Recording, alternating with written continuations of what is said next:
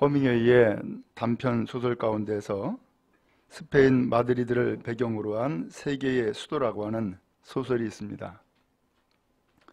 거기에 파코라고 하는 소년이 주인공으로 나오는데 그 내용에 이런 이야기가 있습니다. 아버지와 갈등이 끊이지 않았던 아들이 어느 날 집을 나갔어요.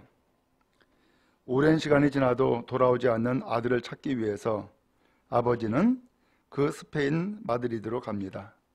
그리고 아들과의 화해를 다짐하게 됩니다. 근데 아들에게 연락할 길이 없는 거예요. 그래서 아버지는 하는 수 없이 많은 사람들이 보는 신문에 광고를 내기로 했어요. 사랑하는 파코에게 내일 12시에 신문사 정문 앞에서 아버지를 만나러 오길 바란다. 아버지는 이미 너를 다 용서했다. 그러면서 아들을 만나고자 광고를 냈어요. 다음 날이 됐어요. 무슨 일이 일어났을까요? 신문사 앞에 800명의 젊은이가 저마다 아버지를 기다리고 있었던 거예요. 사실 이 파코라고 하는 이름은 프란시스코를 줄여가지고서 쓰는 이름이에요. 그러니까 이 프란시스코라고 하는 그 이름이 이 스페인에서는 아주 흔한 이름이었던 거예요. 이 이름을 가진 사람들 가운데에 800명이나 되는 그 젊은이들이 아버지를 만나기 위해서, 아버지를 찾기 위해서 이 신문사를 찾아온 거죠. 오늘날도 그렇죠? 얼마나 많은 젊은 사람들이 아버지를 찾고 있습니까? 얼마나 많은 젊은 사람들이 방황하고 있습니까? 용서를 기다리고 화해를 기다리고 그리고 미래를 기다리는 수많은 젊은이들이 있지 않습니까? 오늘 그런 의미에서 오늘 우리에게 만약에 꽉 묶여있는 매듭이 있다면 풀어야 할 것이고, 그리고 이 푸는 것이 한 손으로 어려우면 두 손을 다 써야 될 것이고, 두 손을 다 써도 어려우면은 하나님 앞에 더욱더 간절히 구하여서 오늘 우리는 묶인 매듭을 푸는 은혜의 역사가 있기를 간절히 바랍니다. 오늘 여기 성경 말씀해 보니까 야곱이라는 사람이 나와요. 야곱은 누구예요? 아브라함, 이삭, 야곱. 그래서 아브라함의 손자가 야곱이죠. 근데 이 야곱이 집을 떠나게 됐어요. 왜 집을 떠났느냐? 장자권을 얻으려고 하는 욕심이 많았던 사람인데, 그래서 성경에서 보면은 엄마 뱃속에서부터 먼저 나가려고 싸웠다는 거예요. 그리고 어린 시절에는 팥죽 한 그릇으로 형의 장자권을, 그 이름을 빼앗았어요. 나중에는 장년이 되어 가지고서는 아버지를 속이고 결국은 장자권을 획득했어요. 그러다 보니까는 형 에서는 이 장자권을 빼앗겼잖아요. 마음에 칼을 갈았어요. 내 이놈 반드시 죽이겠다. 이 이삭의 입장에서는 큰일 났어요. 이러다가 두 형제 다 죽게 생긴 거예요. 그래서 아버지가 특단의 조치를 내린 거예요. 너 당분간 형이 마음을 좀 가라앉히기까지 삼촌네 집에 가 있어라. 그래가지고서 이 야곱을 삼촌 집으로 보내게 된 거예요. 이 야곱은 하루아침에 아버지 집을 떠날 수밖에 없었고, 이런 위기와 환난을 벗어나야 되기 때문에 그는 어쩔 수 없이 집을 떠나는 그러한 방랑자가 될 수밖에 없었어요. 그 길을 가는데 하루는 그 돌을 베개 삼고 그 광야에서 노숙을 하게 된 거예요. 그러다가 꿈을 꿨어요. 그 꿈에서 사닥다리가 하늘 끝까지 닿아 있는 모습을 보았고 거기에 천사가 오르락내리락하는 모습을 본 거예요. 그러더니 하늘에서 음성이 들렸어요. 나는 너의 조부 아브라함의 하나님이다. 나는 너의 아버지 이삭의 하나님이다. 하면서 이 야곱에게 놀라운 말씀을 주시는 거예요. 내가 너에게 약속을 하는데 그 약속이 다 이루어지기까지 너를 떠나지 않을 거야. 하면서 이 꿈속에서 야곱을 만나신 거예요. 야곱은 잠이 깼어요. 그러면서 그 꿈속에서 만난 하나님에 대해서 놀라운 감동을 얻은 거예요. 야, 하나님이 여기에 계셨구나. 그러면서 그 땅을 바로 베델이라고 하는 이름을 짓고 거기에서 하나님 앞에 서원을 한 거예요. 근데 오늘 말씀을 드리고자 하는 것은 이 야곱이 서원을 하는데 서원의 조건이 있는 거예요. 서원의 조건. 하나님이 이렇게 해주시면 나는 이렇게 하겠습니다 라고 하는 것이었어요. 그 서원의 조건이 뭐예요? 21절에 보니까 내가 평안히 아버지의 집으로 돌아가게 해주시면, 내가 평안히 아버지의 집으로 돌아가게 해주시면 내가 세 가지를 하겠습니다. 첫 번째는 하나님을 나의 하나님으로 모시겠습니다. 두 번째로는 이 베개로 삼았던 이 돌기둥을 성전 세우겠습니다. 세 번째는 11조를 반드시 드리겠습니다 하면서 세 가지를 약속한 거예요. 그런데 이 세 가지를 약속을 하는데 이 세 가지의 약속은 야곱의 인생에서 어마어마한 변화와 놀라운 하나님의 역사가 임하게 되는 거예요. 근데 이러한 소원을 할 때에 오늘 여기서 보고자 하는 것은 조건이에요. 아버지의 집으로 돌아가게 하시면, 왜 아버지일까? 왜 아버지 집으로 돌아가려고 그렇게 애를 쓰고 그렇게 마음을 먹고 있을까? 라고 하는 거예요. 오늘 여러분, 이 야곱에게 아버지는 누굴까요? 오늘 또 여러분, 우리에게 아버지는 누구예요? 이 아버지는 이 야곱에게 특별히 집을 떠나고 나그네가 되고 그리고 세상에서 방랑자가 될 수밖에 없는 상황에 처해 있는 이 야곱에게 아버지는 그 아들을 보내면서 놀라운 말씀을 먼저 주었어요. 그 놀라운 말씀이 바로 28장 1절부터 시작되어지는 거예요. 거기 1절에 보니까는 뭐라고 되어 있냐? 이삭이 야곱을 불러 그에게 축복하고 또 당부하여 이르되 그랬어요. 이 아들을 이제 삼촌 라반의 집으로 보내는데 보내기 전에 그를 불렀어요. 야곱아, 일리 좀 와라. 그리고서는 그에게 두 가지를 이야기했는데 하나는 축복의 말씀을 하고 하나는 당부의 말씀을 한 거예요. 먼저 당부의 말씀. 무슨 당부를 했어요? 너는 가나안 사람의 딸들 중에서 아내를 맞이하지 말아라. 그리고 내 외삼촌 라반의 딸 중에서 아내를 맞이해라 라고 하는 당부를 해요. 왜 이 당부를 할까요? 사람은 누구를 만나느냐 라고 하는 것에 따라서 인생이 달라져요. 오늘 이 이삭은 이미 경험했어요. 리브가를 만났잖아요. 근데 리브가를 만나는데 어떻게 만난 거예요? 아버지가 종을 시켜가지고 고향 땅에 가가지고서 너의 이 아들 이삭을 위해서 배필감을 찾아와라 라고 하니까는 그 종이 아브라함의 명에 따라서 밧단 아람으로 가가지고서 결국 그 배우자를 찾아오는데 그 배우자가 누구예요? 리브가 아닙니까? 아주 기가 막힌 좋은 배우자를 데리고 온 거예요. 근데 이러한 경험을 했던 이 아버지 이삭이 이젠 이 야곱이 아버지의 집을 떠날 수밖에 없는 상황이에요. 그 떠날 때에 그의 인생에 정말로 중요한 것은 누구 만나느냐, 이게 중요한 일이기 때문에 당부를 하는 거예요. 너는 절대 가나안 사람의 딸들 중에서 만나지 말아라. 그리고 삼촌 라반의 딸들 중에서 네 아내를 맞이해라 라고 한 거예요. 그 다음에 두 번째로는 축복의 말씀을 주는 거예요.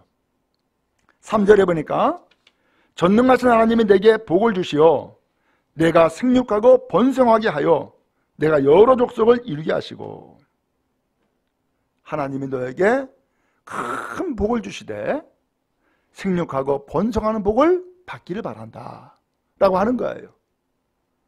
그러면서 4절에 뭐라고 이야기하냐면은 아브라함에게 허락하신 복을 너에게도 주시길 원한다. 그래서 너와 함께 내 자손에게도 주셔서 하나님이 아브라함에게 주신 땅, 곧 내가 거류하는 땅을 네가 차지하기를 원한다 하면서 땅에 대한 이야기를 하는 거예요. 그러면서 이 야곱에게 아버지 이삭이 축복의 말씀을 하고 이 야곱을 보내게 된 거예요.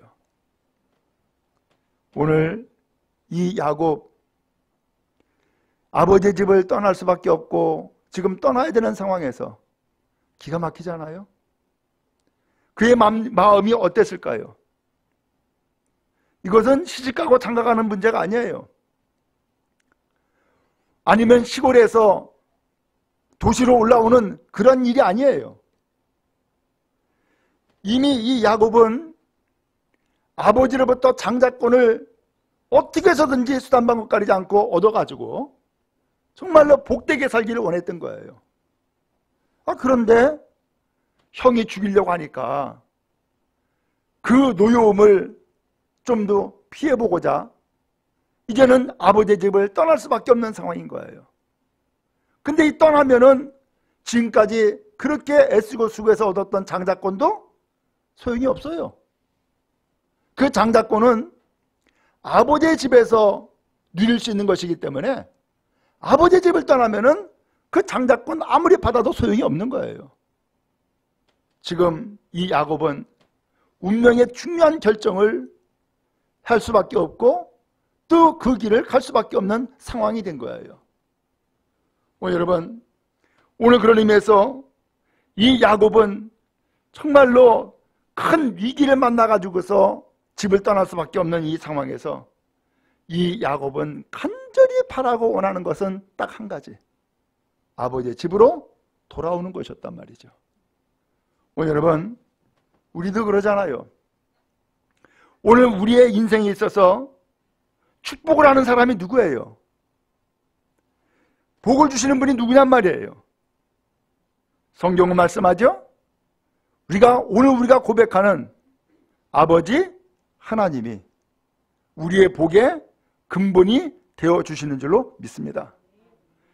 오늘 그래서 이 이삭이 야곱에게 당부하고 축복한 이 말씀을 야곱은 마음 가운데 깊이 새긴 거예요. 내가 아버지 집을 떠나지만 아버지는 나를 떠나보내면서도 나에게 축복을 하는구나.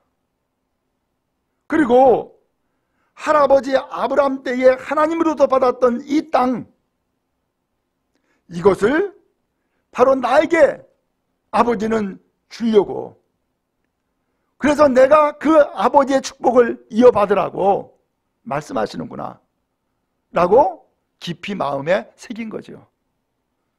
아버지가 얼마나 고마울까?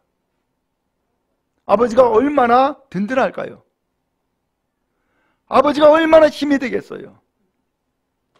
그 아버지가 바로 이 아들 이삭 야곱에게 그런 이야기를 해준 것이고 그렇게 축복의 말씀을 해준 거예요. 여러분, 바라기는 여러분의 자녀들을 축복하는 아버지 어머니 되어지기를 축복합니다. 왜냐? 여러분들이 축복하는 것이 그대로 되어질 수 있어요. 그런데 오늘 우리는 잘못해가지고서 축복이 아니라 진노하고 저주할 수도 있단 말이에요. 그러면 안 돼요. 오늘 여러분들의 자녀가 저주 가운데 거하기를 원하십니까? 실제로 노아의 방주 사건이 있죠? 근데 노아의 방주가 끝나고 난 다음에 무슨 일이 있었냐면은 노아가 술을 먹고 취해가지고 발가벗고서 잠을 잔 거예요. 근데 그것을 본 아들이 다른 형제를 불러가지고서는 우습게로 삼고 조롱했었죠. 그 아들 어떻게 됐어요? 진노를 했어요. 근데 기가 막히게 진노한 것이 그대로 돼버렸어요. 그리고 축복한 아들은 역시 그대로 또 축복을 받았다고. 그러니까 부모의 말이 얼마나 중요한가라는 것을 알 수 있어요. 여러분, 우리가 부모된 입장에서 자녀에게 해줄 수 있는 것이 뭐가 있어요? 사실은 해줄 수 있는 것이 별로 없어요. 그렇잖아요? 부모가 키웁니까? 그건 어린 시절에는 키우지. 그러나 본인이 이제 일어서서 걷고 학교 다니고 할 때는, 그때는 아버지, 어머니가 키우는 게 아니에요. 하나님이 키워주시는 거예요. 그러므로 오늘 우리가 할 수 있는 일은 자녀를 축복하는 거예요. 마음껏 축복하는 여러분 되어질 수 있기를 간절히 바랍니다. 이번에 아들이 결혼하는데 그 순서를 마지막 축도를 하는데 저한테 축도를 하라고 부탁을 하더라고요. 근데 아버지가 이제 아들 며느리를 축복하는 거예요. 근데 축복하기 전에 인사말을 하는 시간이 있었어요. 그래서 제가 얘기를 했어요. 어린 시절, 이 아들이 갓난아이 시절 그 아들을 주신 하나님 앞에 감사했고 하나님이 또한 나에게 주신 축복이 너무나 감사했던 거예요. 어느 날 감동을 받았어요. 그래서 그 아이를 안고 서서 하나님 앞에 기도를 했어요. 하나님, 나에게 주신 복을 이 아들에게 주세요 라고 했다고요. 그런데 그 생각이 결혼식 날 떠오르는 거야. 아, 진짜 그때 내가 축복했던 그 이야기가 지금 아들에게 그대로 벌어졌네, 그대로 펼쳐졌네. 이것을 느끼게 된 거예요. 여러분, 부모의 축복이 대단히 중요합니다. 부모는 하나님 아버지로부터 위임받은 권세가 있습니다. 그럼 여러분, 자녀들 정말로 복되고 잘 되기를 원한다면 마음껏 축복하세요. 여러분이 받은 축복의 그 이상을 하나님이 내려주시도록 간절히 구하고 축복하는 여러분 되어지길 바랍니다. 여러분들이 말한 대로 될 것이고 축복한 대로 이루어지게 될 줄로 믿습니다. 오늘 이러한 축복을 받은 야곱, 이러한 당부의 말씀을 받은 야곱, 마음에 새겼죠? 어떻게 됐어요? 실제로 삼촌 라반의 집에 가가지고서 20년 동안을 고생한다고요. 근데 삼촌 라반의 집에서 20년 동안 고생하는데 소가 결혼했어. 그렇죠? 그 다음에 20년 동안 일하는데 월급 하나도 못 받았어요. 나중에는 삼촌 라반의 집을 도망쳐 나오듯이 나옵니다. 근데 놀라운 일이 생겼어요. 20년이 지났는데 소가 결혼하고 월급 한 푼 못 받았는데 나중에 거부가 된 거예요. 그리고 많은 자녀손들을 얻은 거예요. 어떻게 된 거예요? 하나님이 아버지가 축복한 대로 그대로 역사해 주신 거예요. 기가 막힌 일들이 펼쳐진 거예요. 오늘 여러분, 그런 의미에서 내가 내 입으로 이 말을 하면서 복을 내린 그 축복의 말은 하나님이 기억하시고 하나님이 더불어 복을 준단 말이죠. 오늘 그러다 보니까는 이 야곱은 그 아버지의 그 당부의 말씀과 축복의 말씀을 기억하고서는 야, 내가 복을 받을 수 있는 길은 아버지 집에서 복을 받는구나, 아버지에게 복을 받는구나 하고서는 아버지에게 돌아가기를 간절히 원하고 원했던 거예요. 여러분, 그 아버지 집이 누구예요? 여러분의 가정이 되기 바라고, 그 아버지의 집이 오늘 이 교회가 되는 은혜가 있기를 주님의 이름으로 축원합니다. 왜? 가정에는 여러분의 아버지가 있고 교회에는 하늘 아버지 하나님이 계시기 때문에 오늘 아버지의 집을 간절히 사모하고 하나님 앞에 달려나가는 여러분 다 되기를 주님의 이름으로 축원합니다. 한편 또 하나는, 이 야곱이 왜 그렇게 아버지 집으로 돌아가기를 소원하고 소원했느냐? 야곱이 이제 아버지 집을 떠나서 노숙하게 되죠. 꿈속에서 하나님을 만나요. 하나님이 하는 말씀이, 나는 너희 할아버지 아브라함의 하나님이고 너희 아버지 이삭의 하나님이다. 내가 누워있는 땅을 내가 너와 내 자손에게 주리니 라는 거예요. 아니, 아버지도 이 땅을 너에게 주겠다. 그리고 아버지도 아브라함에게 주신 이 땅을 네가 차지하길 원한다라고 했는데 하나님이 똑같은 이야기를 하는 거예요. 기가 막히잖아요? 아버지가 나한테 떠나기 전에 얘기했는데 지금 노숙하는 이 길에서 하나님이 꿈속에 나타나가지고서 내가 누워있는 땅을 너에게 주겠다고? 너 자손에게 주겠다고? 나는 아직 장가도 안 갔는데 자식 하나도 없는데 이 땅을 너와 네 자손에게 주겠다고? 그러면 뭐예요? 자손도 주고 땅도 주겠다는 얘기 아니에요. 그럼 자손을 주려고 그러면은 결혼시켜 주겠다는 얘기 아니에요. 이 말씀에 온갖 축복이 다 담겨 있네. 이 야곱은 기가 막힌 하나님의 말씀을 꿈속에서 들은 거예요. 그러면서 하는 말씀이 14절에 네 자손은 땅에 티끌같이 되어서 동서남북 사방으로 퍼지게 될 거라는 거예요. 그리고 땅의 모든 족속들이 너와 너의 자손 때문에 복받으리라.